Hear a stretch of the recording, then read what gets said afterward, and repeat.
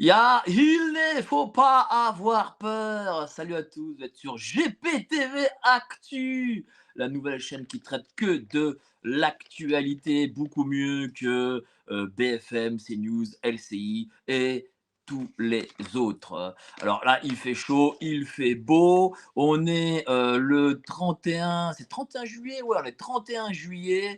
Il fait 30 degrés et d'après BFM, c'est à cause du dérèglement climatique parce que, évidemment, en été, on n'est pas habitué à de la chaleur. C'est comme ça, hein, l'été, normalement, il devrait faire 10 et s'il faisait que 10, on serait évidemment dans dans de non-réchauffement climatique. Alors aujourd'hui, voilà, on va parler surprise, la Cour des comptes épingle l'Élysée, il épingle l'Élysée parce que notre bon Macron, qui actuellement est en vacances, évidemment, il est au port de Brégançon, il est en vacances, il est les doigts de pied en éventail et grâce à son application qu'on lui a faite, il peut regarder qui reçoit des médailles, qui gagne des médailles en équipe de France. Est-ce que l'équipe de France va arriver dans le top 5 des médaillés des Jeux Olympiques? On ne sait pas, on verra. En tout cas, cette application, je ne crois pas qu'elle a été gratuite, mais bon, au moins elle a sa petite application et ça, c'est beau, ça prouve que la France, ça continue à marcher. Alors là, je vais parler vraiment de la Cour des comptes qui épingle le budget de l'Élysée. Tiens, je vais donner quelques chiffres. En 2017, le budget de l'Élysée était de 102 millions d'euros. En 2022, de 109 millions d'euros. Entre 2017 et 2022, ça n'a jamais dépassé les 109 millions d'euros. Eh bien, cette année, non, cette année, il fallait faire différemment parce que cette année, enfin, pardon, l'année 2023 plutôt, le budget est de 125 millions d'euros. C'est magnifique. 125 millions d'euros plus 15 millions d'euros en un an. Je pensais qu'il n'y avait plus d'argent dans ce pays. Eh bien, si il y a de l'argent, si, de bien entendu, vous êtes à l'Élysée, vous êtes locataire de l'Élysée. Donc, si vous êtes locataire de l'Élysée, vous pouvez augmenter votre budget de 15 millions d'euros en un an. Alors, pourquoi ce budget a-t-il été augmenté de 15 millions d'euros? Évidemment, parce que c'est l'inflation. Voilà, l'inflation et la géopolitique. L'inflation et la géopolitique ont fait que ben, les budgets ont dépassé de 15 millions d'euros. Voilà, l'inflation, je pensais que l'inflation était gagnée en 2023 par le bon Bruno Le Maire, le meilleur ministre de l'économie et des finances depuis Colbert. Donc, je pensais que l'inflation le combat contre l'inflation avait été gagné, eh ben non. Il n'a pas été gagné, enfin, s'il a été gagné pour vous et moi, hein, c'est-à-dire que quand nous, on paye le double, je sais pas moi, un kilo de tomates, un kilo de pommes de terre ou de la viande, eh ben, il n'y a pas d'inflation, mais quand l'Elysée s'augmente de 15 millions sur un an le budget, eh ben, c'est parce qu'il y a de l'inflation. Et évidemment, il y a aussi une autre chose, c'est la géopolitique. La géopolitique de 2023 a fait que euh, notre bon Macron a été obligé d'augmenter de 15 millions d'euros son budget. Oui, alors qu'est-ce qui s'est passé en 2023 au niveau géopolitique? Bon, l'Ukraine-Russie, mais est-ce que l'Ukraine-Russie a fait que Macron a été obligé d'aller sur le front de l'Est? Non, non, je ne crois pas. Donc, qu'est-ce qu'il y a eu au niveau géopolitique? Je crois que rien, en fait. Je crois que rien. Je crois que la géopolitique, c'est 2024. Hein, c'est plus 2024. Alors, du coup, si la géopolitique, c'est 2024, j'ai peur que le budget de l'Elysée soit de 150 millions d'euros. Alors, tout ça, c'est chiffres Cour des comptes. Hein, c'est pas les chiffres euh, comment dire de Mike Borowski. Voilà, ce sont les chiffres de la Cour des comptes. Et à la suite de ça, la Cour des comptes nous dit que le déficit est de 8 millions d'euros. 125 millions d'euros de dépenses et 8 millions d'euros de déficit. C'est magnifique. Évidemment, il faut pas s'en inquiéter parce que ce sera pris sur soi-disant la trésorerie. Hein. On se demande quelle trésorerie. je pense que ce sera plutôt sur un petit impôt qui va être créé très très vite, hein, très bientôt, un petit impôt va être créé et donc on pourra rembourser le déficit de 8 millions d'euros. Alors, parmi ces 125 millions, qu'est-ce qui a fait que voilà, ça a coûté, tout a coûté aussi cher? Alors nous avons 2 dîners spéciaux, 2 dîners qui ont coûté 1 million d'euros. 2 dîners ont coûté 1 million d'euros. Alors avec le Premier ministre indien, ça a coûté 500 000 et avec, le roi d'Angleterre, là aussi, c'est, 500 000 euros. Voilà, franchement, des dîners à 500 000 euros, on en fait tous, c'est connu, c'est totalement normal. Donc pourquoi, dire des méchancetés sur Monsieur Macron? Non, des dîners à 500 000 euros pièce, c'est évident que c'est du commun, c'est du commun. Voilà, c'est du commun, c'est ainsi. Il y a un autre budget qui a coûté beaucoup d'argent. Et là, on l'a mis en miniature parce que ça nous a fait un peu marrer quand même. C'est le budget de Brigitte. Brigitte Macron, d'ailleurs, je me demande quel est le statut de Madame Brigitte Macron.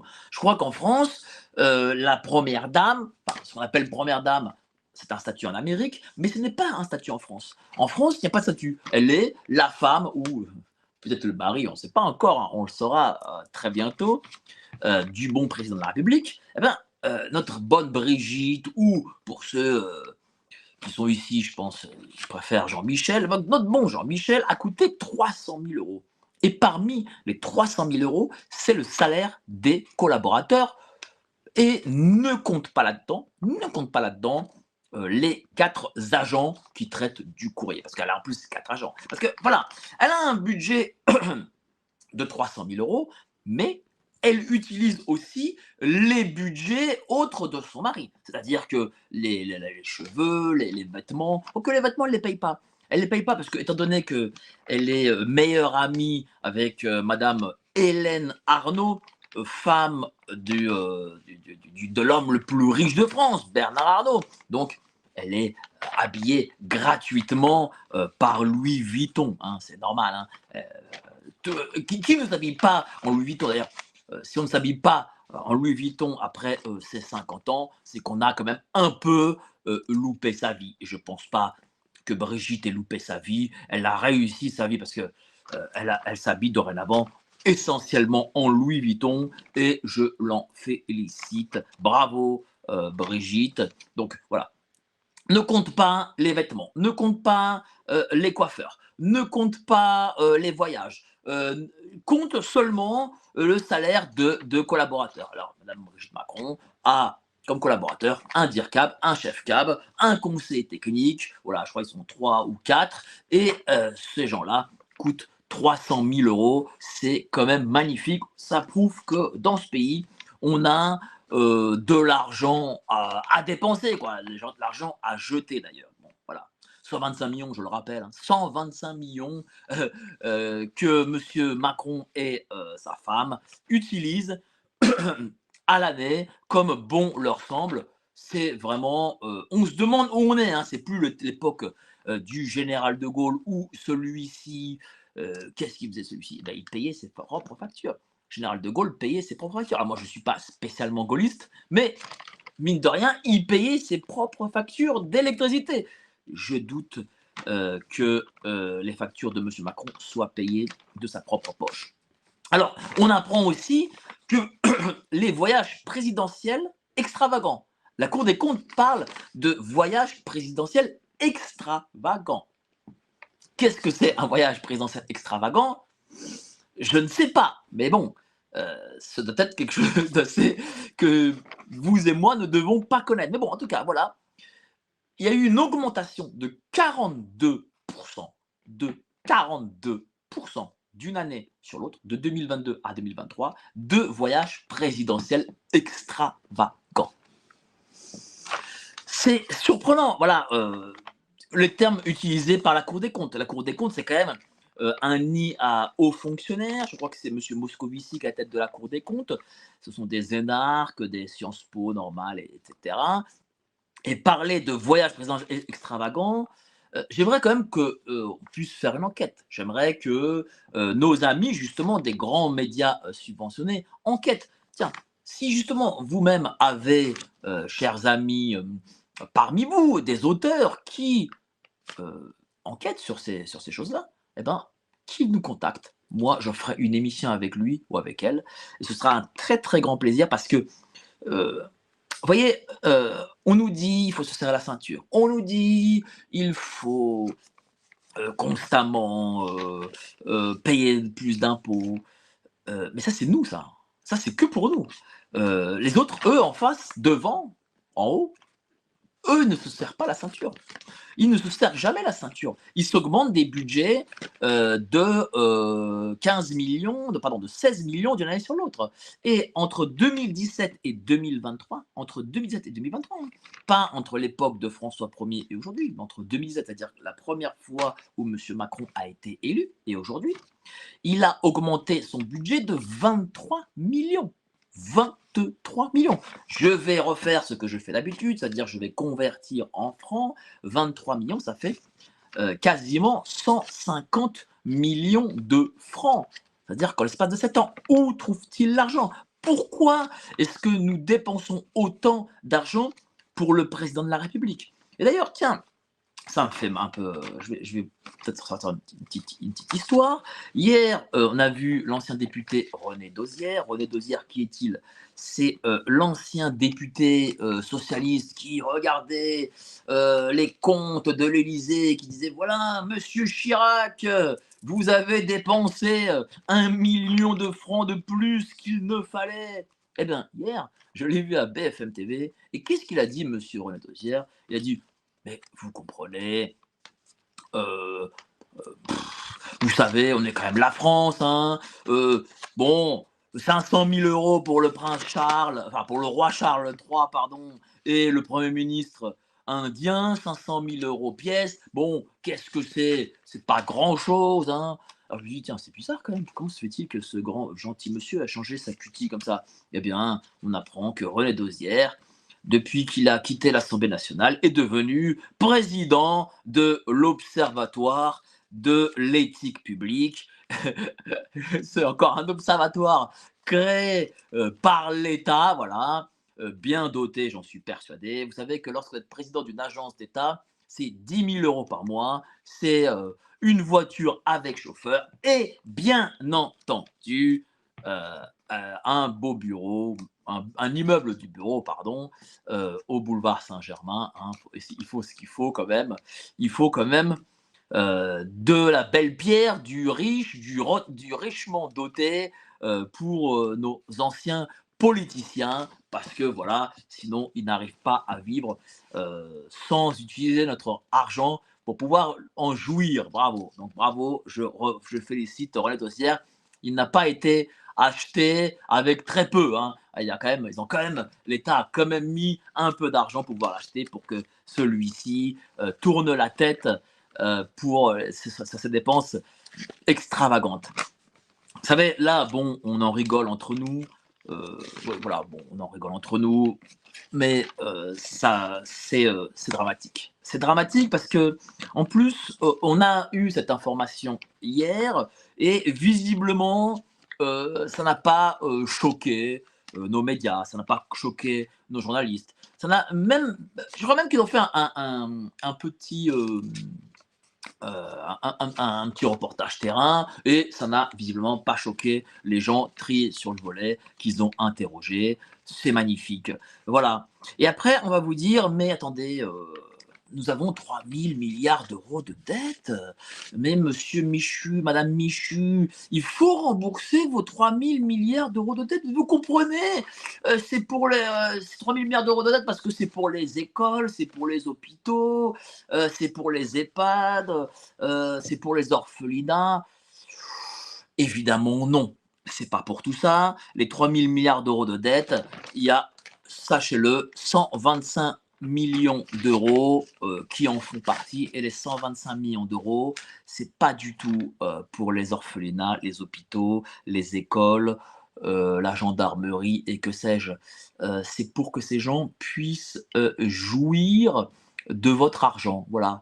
Ils puissent vivre comme des pachas, comme des nababs avec votre argent. Alors, on va me dire, ouais, mais attendez, c'est la fin des privilèges, c'est la République. Non, Il y a pas de les privilèges sont toujours là. Les privilèges existent, ils sont avant tout, là pour les amis de la République, pour ceux qui, entre guillemets, «nous gouvernent» et qui nous gouvernent, très, très mal. Alors tiens, j'ai Sylvie Leroy qui dit: 8 millions, eh bien non! On les rémunère les journaux, liste de Google du coup, des directeurs de magazines. Bon, Sylvie a dû écrire très, très vite. Mais oui, en effet, comme tout le monde parmi le pouvoir et parmi le pouvoir, évidemment, il y a les grands médias, ils font partie de ce fameux quatrième pouvoir. Comme tout le monde touche quelque chose sur notre dos, comme tout le monde touche quelque chose sur notre dos, eh bien, évidemment, personne ne va en parler. Parce qu'en réalité, je vais vous dire, les impôts que vous payez, les taxes que vous payez, les cotisations que vous payez, c'est pas pour vous, c'est pas pour vos enfants, c'est pas pour les vôtres, c'est pas pour votre, fameuse retraite, non, non, heu, c'est, pour maintenir un train de vie. On paye tout cet argent pour maintenir un train de vie. Moi, je vais vous dire une chose, si encore j'étais scandinave, en Scandinavie, enfin chez les Suédois, les Danois, les Norvégiens et cetera, on paye énormément d'impôts. Mais on sait pourquoi, pour qui et pour quelles raisons on paye, ces impôts. On a tous les listings, voilà, vous avez payé 100 € pour ça, 200 € pour ça, 300 € pour ça, voilà. Et vous savez qu'au final, ce que vous payez est utile à la collectivité et là, justement pour que, voilà, pour que, je sais pas moi, le mec qui est démuni, eh ben, puisse être moins démuni. Mais en France, c'est pas comme ça. On vous raquette pour que monsieur Macron, s'augmente son petit budget de 15 millions d'euros. Voilà, c'est tout. Alors, Vincent Porté nous dit: «Nos soi-disant représentants n'ont aucun problème, ils sont en vacances. À leur rentrée, ils devront remplir la caisse et le compte sur les moutons». Tiens, eh ben, en parlant de ça, j'ai une petite histoire. Il y a madame Castex, pas Castex, hein, qui est, candidate pour être Premier ministre. On a appris, cette information hier, qu'elle a pris ses congés payés évidemment. Bon, c'est des congés payés, c'est pas des congés non payés, parce qu'elle est directrice des finances de la mairie de Paris, donc elle a pris des congés payés. Pour continuer à faire sa petite campagne afin de devenir la prochaine première ministre. Alors, elle a pris ses congés payés à partir du 10 juillet jusqu'au 31 août. C'est-à-dire que cette gentille dame, qui sûrement gagne aussi ses 10 000 € parce qu'elle est directrice financière de la mairie de Paris et candidate dorénavant pour la poste de Premier ministre, eh bien, euh, elle a des congés payés d'un mois et demi. C'est magnifique. Elle touchera donc pendant un mois et demi 5 000, enfin 10 000, 5 000 de congés pour le mois de juillet et 10 000 pour le mois d'août. Oh là là, on comprend enfin pourquoi la mairie de Paris est endettée à hauteur de 10 milliards. Voilà, ça c'est la gestion française. Alors, tiens, Théophanie Beaurevoir, très joli nom. Je suis pour la suppression de poste de président de la République et nettoyer tous les lieux de pouvoir public et privé. Oui, pour la sortie, de la République. Ça, c'est une bonne idée. Sortons de la République. La République, c'est, vous le voyez, des avantages pour quelques-uns et les inconvénients pour tout le monde. Maxime Deveau, un impôt non consenti est anticonstitutionnel. Arrêtez de payer.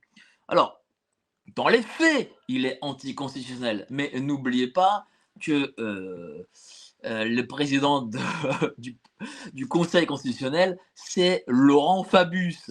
N'oubliez pas que membre du Conseil constitutionnel, c'est Alain Juppé. Donc, c'est des profils comme cela. Ensuite, l'État a une arme, c'est l'avitière détenteur. C'est son arme à lui, à l'État. C'est-à-dire que vous ne voulez pas payer, l'État vous dit, bon, très bien, vous ne voulez pas payer, très bien monsieur, eh bien, avitière détenteur, on vous saisit votre compte et vous payez quoi qu'il arrive. Qu'est-ce que vous croyez, vous? Et oui, et puis il y a une deuxième arme qui s'est rajoutée en 2017, c'est l'impôt à la source. Et là, si vous êtes salarié, ben, malheureusement, l'impôt à la source, vous le paierez à la source. Quoi qu'il arrive, c'est ainsi. Donc, vous êtes malheureusement piégé. Vous savez, beaucoup viennent me voir et me disent: «Ah, j'aimerais faire une forme de sécession, avec l'État». Malheureusement, l'État, vous en empêchera.